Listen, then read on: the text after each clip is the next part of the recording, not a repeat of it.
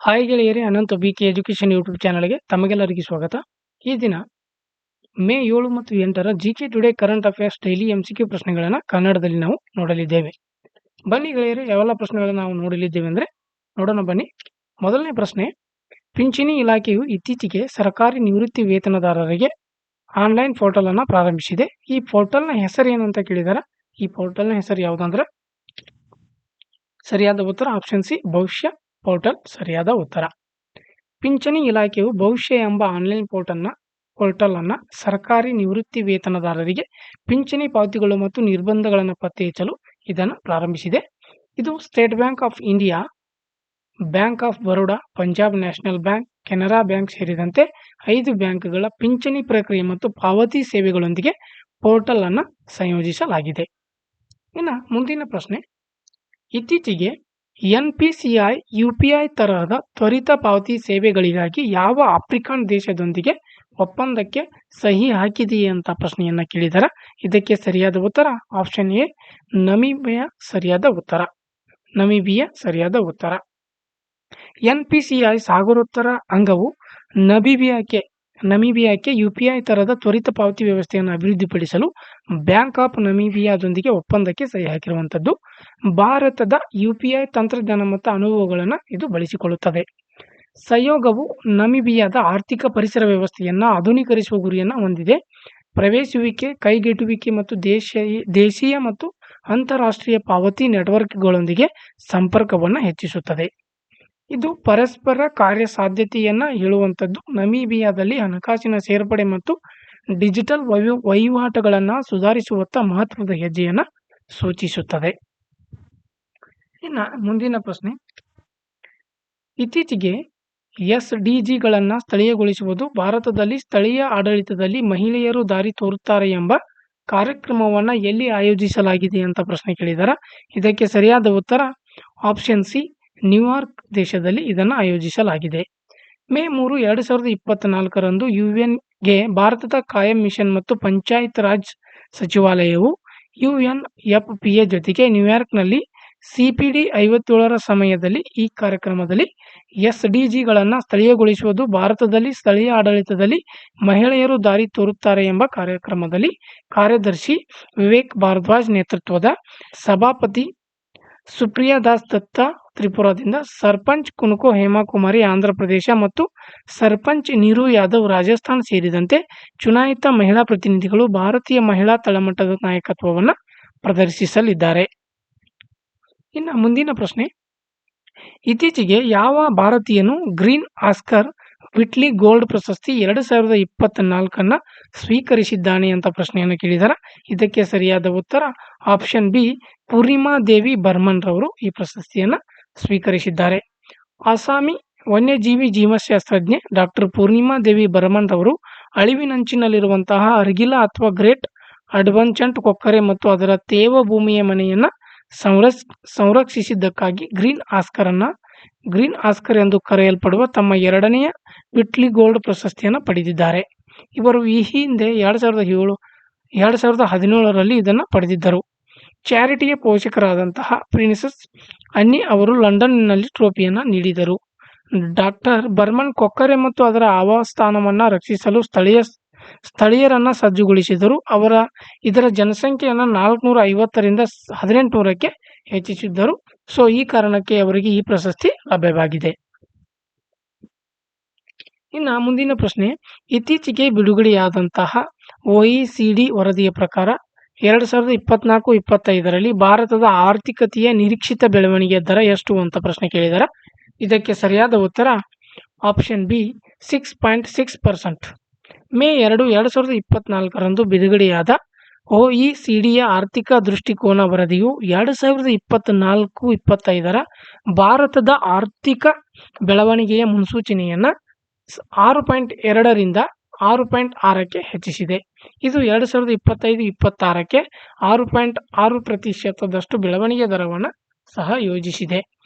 ಭಾರತದ ಬೆಳವಣಿಗೆ ನಿರೀಕ್ಷೆಗಳನ್ನು ಪರಿಷ್ಕರಿಸುವಲ್ಲಿ OECD ಇತರ ಸಂಸ್ಥೆಗಳೊಂದಿಗೆ ಸೇರಿಕೊಳ್ಳುತ್ತದೆ. ಭಾರತದ ವೇಗವರ್ಧಿತ ಬೆಳವಣಿಗೆ ಹೆಚ್ಚಿದ ಸಾರ್ವಜನಿಕ ಹೂಡಿಕೆ ಮತ್ತು ವ್ಯಾಪಾರದ ವಿಶ್ವಾಸಕ್ಕೆ ವರದಿ ಕಾರಣವಾಗಿದೆ. ಆದಾಯದ ಬೆಳವಣಿಗೆ, ಖರ್ಚು ದಕ್ಷತೆ ಮತ್ತು ಹಣಕಾಸಿನ ನಿಯಮಗಳ ಮೂಲಕ ಸರ್ಕಾರವು ಋಣಭಾರವನ್ನು ಪರಿಹರಿಸುವ ಅಗತ್ಯವನ್ನು ಇದು ಹೇಳುತ್ತದೆ. ಇನ್ನು ಮುಂದಿನ ಪ್ರಶ್ನೆ, ಚಂದ್ರನ ಡಾರ್ಕ್ ಸೈಡ್ನಿಂದ ಮಣ್ಣನ್ನು ಮರಳಿ ತರಲು ಚಾಂಗ್-ಇ-6 ಪ್ರೋಬ್ ಅನ್ನು ಯಾವ ದೇಶವು ಇತ್ತೀಚೆಗೆ ಪ್ರಾರಂಭಿಸಿತು ಅಂತ ಪ್ರಶ್ನೆ ಕೇಳಿದಾರೆ. ಇದಕ್ಕೆ ಸರಿಯಾದ ಉತ್ತರ ಆಪ್ಷನ್ ಎ, ಚೀನಾ. ಚಂದ್ರನ ದೂರದ ಭಾಗದಿಂದ ಮಾದರಿಗಳನ್ನು ಸಂಗ್ರಹಿಸಲು ಚೀನಾ ಚಾಂಗ್-ಇ-6 ತನಿಖೆಯನ್ನು ಪ್ರಾರಂಭಿಸಿದೆ. ಹಾಗೆ ಮಾಡಿದ ಮೊದಲ ರಾಷ್ಟ್ರ ಎಂಬ ಹೆಗ್ಗಳಿಕೆ ಗುರಿಯನ್ನು ಇದು ಹೊಂದಿರುವಂಥದ್ದು. ಈ ಹಿಂದೆ USA ಮತ್ತು USSR ಮಾತ್ರ ಚಂದ್ರನ ಮಾದರಿಗಳನ್ನು ಸಂಗ್ರಹಿಸಿದವು. ಎಲ್ಲವೂ ಹತ್ತಿರದ ಭಾಗದಿಂದ ಚೀನಾದ ಚೇಂಜ್-ಇ-4 2019ರಲ್ಲಿ ದೂರದ ಭಾಗದಲ್ಲಿ ಇಳಿಯಿತು, ಆದರೆ ಮಾದರಿಗಳನ್ನು ಹಿಂಪಡೆಯಲಿಲ್ಲ. ಸೊ ಅದಕ್ಕೆ 2023ರಲ್ಲಿ ಭಾರತದ ಚಂದ್ರಯಾನ 3 ಮಿಷನ್ ಚಂದ್ರನ ದಕ್ಷಿಣ ಧ್ರುವದ ಬಳಿ ಇಳಿಯುವ ಮೂಲಕ ಮೊದಲ ಬಾರಿಗೆ ದಾಖಲೆಯನ್ನು ಸಾಧಿಸಿತು. ಚಂದ್ರನ ಡಾರ್ಕ್ ಸೈಡ್ ಅದರ ಹೆಸರಿಗೆ ವಿರುದ್ಧವಾಗಿ ಸೂರ್ಯನ ಬೆಳಕನ್ನು ಪಡೆಯುತ್ತದೆ. ಇನ್ನು ಮುಂದಿನ ಪ್ರಶ್ನೆ, ಭಾರತವು ಇತ್ತೀಚೆಗೆ ಯಾವ ಆಫ್ರಿಕನ್ ದೇಶದೊಂದಿಗೆ ಇಂಧನ ಮತ್ತು ಸ್ಥಳೀಯ ಕರೆನ್ಸಿ ಇತ್ಯರ್ಥದಲ್ಲಿ ಸಹಕಾರವನ್ನು ಹೆಚ್ಚಿಸಲು ಒಪ್ಪಿಕೊಂಡಿದೆ ಅಂತ ಪ್ರಶ್ನೆ ಕೇಳಿದ್ದಾರೆ. ಇದಕ್ಕೆ ಸರಿಯಾದ ಉತ್ತರ ಆಪ್ಷನ್ ಡಿ, ನೈಜೀರಿಯಾ ಸರಿಯಾದ ಉತ್ತರ. ಆಪ್ಷನ್ ಡಿ, ನೈಜೀರಿಯಾ ಸರಿಯಾದ ಉತ್ತರ. ಭಾರತ ಮತ್ತು ನೈಜೀರಿಯಾ ದ್ವಿಪಕ್ಷೀಯ ವ್ಯಾಪಾರವನ್ನು ಹೆಚ್ಚಿಸುವ ಗುರಿಯೊಂದಿಗೆ ಸ್ಥಳೀಯ ಕರೆನ್ಸಿ ಸೆಟಲ್ಮೆಂಟ್ ಸಿಸ್ಟಮ್ ಒಪ್ಪಂದವನ್ನು ತ್ವರಿತಗೊಳಿಸಲು ಒಪ್ಪಿಕೊಂಡಿವೆ. ಭಾರತೀಯ ರೂಪಾಯಿ ಮತ್ತು ನೈಜೀರಿಯಾದ ನೈರಾನ್ದಲ್ಲಿ ವ್ಯಾಪಾರ ವಸಾಹತುಗಳನ್ನು ಸಂಭವಿಸುತ್ತವೆ. ಅಬುಜಾದಲ್ಲಿ ನಡೆದ 2ನೇ ಭಾರತ ನೈಜೀರಿಯಾ ಜಂಟಿ ವ್ಯಾಪಾರ ಸಮಿತಿ ಅಧಿವೇಶನದಲ್ಲಿ ಈ ನಿರ್ಧಾರಕ್ಕೆ ಬರಲಾಗಿದೆ. ಅಮರ್ದೀಪ್ ಸಿಂಗ್ ಭಾಟಿಯಾ ನೇತೃತ್ವದ ಭಾರತೀಯ ನಿಯೋಗವು RBI, ಎಕ್ಸಿಮ್ ಬ್ಯಾಂಕ್ ಮತ್ತು NPCI ಪ್ರತಿನಿಧಿಗಳನ್ನು ಒಳಗೊಂಡಿತ್ತು. ಏಪ್ರಿಲ್ 29ರಿಂದ 30ರವರೆಗೆ 2024ರವರೆಗೆ ನಡೆದ ಸಭೆಯು ವ್ಯಾಪಾರ ವರ್ಧನೆ ಕ್ಷೇತ್ರಗಳನ್ನು ವಿವರಿಸಿದೆ. ಇನ್ನು ಮುಂದಿನ ಪ್ರಶ್ನೆ, ಇತ್ತೀಚೆಗೆ ಸುದ್ದಿಯಲ್ಲಿ ಕಂಡುಬರುವ ಭದ್ರಾ ಹುಲಿ ಸಂರಕ್ಷಿತ ಪ್ರದೇಶವು ಯಾವ ರಾಜ್ಯದಲ್ಲಿ ಇದೆ ಅಂತ ಪ್ರಶ್ನೆ ಕೇಳಿದ್ದಾರೆ. ಇದಕ್ಕೆ ಸರಿಯಾದ ಉತ್ತರ ಆಪ್ಷನ್ ಬಿ, ಕರ್ನಾಟಕ. ಕರ್ನಾಟಕದ ಪಶ್ಚಿಮ ಘಟ್ಟಗಳಲ್ಲಿರುವ ಭದ್ರಾ ಹುಲಿ ಸಂರಕ್ಷಿತ ಪ್ರದೇಶವು ಸಫಾರಿಗೆ ಭೇಟಿ ನೀಡುವವರ ಸಂಖ್ಯೆಯಲ್ಲಿ ಹೆಚ್ಚಳವನ್ನು ಕಂಡಿದೆ.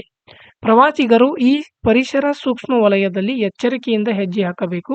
1998ರಲ್ಲಿ ಭಾರತದ 25ನೇ ಪ್ರಾಜೆಕ್ಟ್ ಟೈಗರ್ ಸೈಟ್ ಎಂದು ಇದನ್ನು ಘೋಷಿಸಲ್ಪಟ್ಟು ಮೀಸಲು ಆನೆಗಳು ಮತ್ತು ವೈವಿಧ್ಯಮಯ ಪ್ರಾಣಿಗಳ ಜೊತೆಗೆ ಗಮನಾರ್ಹವಾದ ಹುಲಿ ಜನಸಂಖ್ಯೆಯನ್ನು ಇದು ಹೊಂದಿದೆ.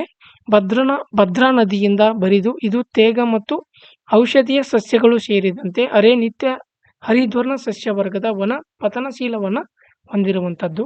ಕರ್ನಾಟಕದ ಇತರ ಹುಲಿ ಸಂರಕ್ಷಿತ ಪ್ರದೇಶಗಳು ಎಂದರೆ ಬಂಡೀಪುರ, ನಾಗರಹೊಳೆ, ದಾಂಡೇಲಿ, ಔಸಿ ಮತ್ತು ಬಿಳಿ ಗಿರಿರಂಗ. ಇವು ಹುಲಿ ಸಂರಕ್ಷಿತ ಪ್ರದೇಶಗಳಾಗಿವೆ. ಇನ್ನು ಮುಂದಿನ ಪ್ರಶ್ನೆ, ಇತ್ತೀಚೆಗೆ 7ನೇ ಭಾರತ ಇಂಡೋನೇಷ್ಯಾ ಜಂಟಿ ರಕ್ಷಣಾ ಸಹಕಾರ ಸಮಿತಿ ಸಭೆ ಎಲ್ಲಿ ನಡೆಯಿತು ಅಂತ ಪ್ರಶ್ನೆ ಕೇಳಿದ್ದಾರೆ. ಇದಕ್ಕೆ ಸರಿಯಾದ ಉತ್ತರ ಆಪ್ಷನ್ ಎ, ನವದೆಹಲಿ ಸರಿಯಾದ ಉತ್ತರ. ಭಾರತ ಮತ್ತು ಇಂಡೋನೇಷ್ಯಾ ಇತ್ತೀಚೆಗೆ ತಮ್ಮ 7ನೇ ಜಂಟಿ ರಕ್ಷಣಾ ಸಹಕಾರ ಸಮಿತಿಯ ಸಭೆಯನ್ನು ನವದೆಹಲಿಯಲ್ಲಿ ನಡೆಸಿದ್ದು, ರಕ್ಷಣಾ ಉದ್ಯಮ, ಕಡಲ್ ಭದ್ರತೆ ಮತ್ತು ಬಹುಪಕ್ಷೀಯ ಸಹಕಾರದಲ್ಲಿ ಸಹಯೋಗವನ್ನು ವಿಸ್ತರಿಸುವ ಮೇಲೆ ಕೇಂದ್ರೀಕರಿಸುವಂಥದ್ದು. ಇನ್ನು ಎರಡೂ ರಾಷ್ಟ್ರಗಳು ರಕ್ಷಣಾ ಸಹಕಾರದ ಹೆಚ್ಚುತ್ತಿರುವ ವ್ಯಾಪ್ತಿಯ ಬಗ್ಗೆ ತೃಪ್ತಿ ವ್ಯಕ್ತಪಡಿಸಿವೆ. ಭಾರತ ಫೋರ್ಜ್ ಮತ್ತು ಮಹೀಂದ್ರಾ ಡಿಫೆನ್ಸ್ನಂತಹ ಸಂಸ್ಥೆಗಳು ಒಳಗೊಂಡ ರಕ್ಷಣಾ ಉದ್ಯಮದ ಸಹಯೋಗಕ್ಕೆ ಸಭೆಯು ಒತ್ತನ್ನು ನೀಡಿತು. ಅವರು ಕಡಲ್ ಭದ್ರತಾ ಸಹಕಾರವನ್ನು ಹೇಳುವುದರ ಜೊತೆಗೆ ಭಾರತದ ಆಕ್ಟ್ ಈಸ್ಟ್ ನೀತಿಯಲ್ಲಿ ಇಂಡೋನೇಷ್ಯಾದ ಪಾತ್ರವನ್ನು ತೋರಿಸಿದರು. ಈ ಸಹಯೋಗವು ಮಿಲಿಟರಿ ಸಾಮರ್ಥ್ಯಗಳನ್ನು ಹೆಚ್ಚಿಸಲು ಮತ್ತು ಸಾಮಾನ್ಯ ಭದ್ರತಾ ಸವಾಲುಗಳನ್ನು ಪರಿಹರಿಸುವ ಗುರಿಯನ್ನು ಹೊಂದಿರುವಂಥದ್ದು. ಮುಂದಿನ ಪ್ರಶ್ನೆ, ವಿಶ್ವ ಪತ್ರಿಕಾ ಸ್ವಾತಂತ್ರ್ಯ ಸೂಚ್ಯಂಕ 2024ರಲ್ಲಿ ಭಾರತವು ಯಾವ ಶ್ರೇಣಿಯನ್ನು ಹೊಂದಿದೆ ಅಂತ ಪ್ರಶ್ನೆ ಕೇಳಿದ್ದಾರೆ. ಇದಕ್ಕೆ ಸರಿಯಾದ ಉತ್ತರ ಆಪ್ಷನ್ ಬಿ, 159. ಭಾರತ ವಿಶ್ವ ಪತ್ರಿಕಾ ಸ್ವಾತಂತ್ರ್ಯ ಸೂಚ್ಯಂಕ ಸ್ಕೋರ್ನಲ್ಲಿ 2024ರಲ್ಲಿ 36.62ರಿಂದ 31.28ಕ್ಕೆ ಕುಸಿದಿದೆ. ವರದಿಗಾರರು ಗಡಿಗಳಿಲ್ಲ.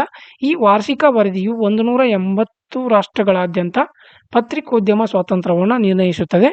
ಇತರರ ಕುಸಿತದಿಂದಾಗಿ ಭಾರತದ ಶ್ರೇಯಾಂಕವು 161ರಿಂದ 159ಕ್ಕೆ ಸುಧಾರಿಸಿತು. ಆದಾಗ್ಯೂ ಭಾರತವು ಟರ್ಕಿಯ, ಪಾಕಿಸ್ತಾನ ಮತ್ತು ಶ್ರೀಲಂಕಾಕ್ಕಿಂತ ಹಿಂದುಳಿದಿದೆ. ಭದ್ರತೆಯಲ್ಲಿ ಸ್ವಲ್ಪ ಸುಧಾರಣೆಯ ಹೊರತಾಗಿಯೂ ಇತರ ಸೂಚ್ಯಂಕಗಳಲ್ಲಿ ಅಂಕಗಳು ಕುಸಿಯಿತು. ಪತ್ರಿಕಾ ಸ್ವಾತಂತ್ರ್ಯಕ್ಕೆ ಸವಾಲುಗಳನ್ನು ಸಂಕೇತಿಸುತ್ತದೆ. ಇನ್ನು ಈ ಕ್ಲಾಸ್ ಯಾರಿಗಾದರೂ ಇಷ್ಟವಾದರೆ ಲೈಕ್ ಮಾಡಿ, ಶೇರ್ ಮಾಡಿ ಮತ್ತು ಕಮೆಂಟ್ಸ್ ಮಾಡಿ. ನನ್ನ ಚಾನಲ್ಗೆ ನೀವೇನಾದರೂ ಹೊಸಬರಾಗಿದ್ದರೆ ಸಬ್ಸ್ಕ್ರೈಬ್ ಮಾಡಿಕೊಳ್ಳಿ ಅಂತ ಹೇಳ್ತಾ ಇಂದಿನ ಕ್ಲಾಸನ್ನು ಮುಗಿಸ್ತಾ ಇದ್ದೀನಿ. Thank you.